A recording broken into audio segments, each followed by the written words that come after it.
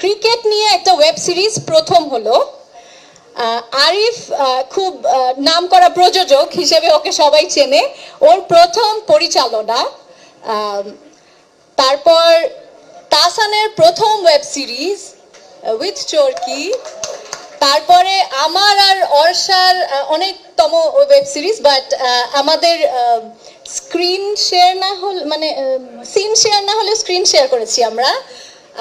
প্রায় 2-2.5 বছরের বিরতিতে ছিলাম, অনেক স্ক্রিপ্ট পেয়েছি, অনেক ডিরেক্টরের সাথে কথা হয়েছে।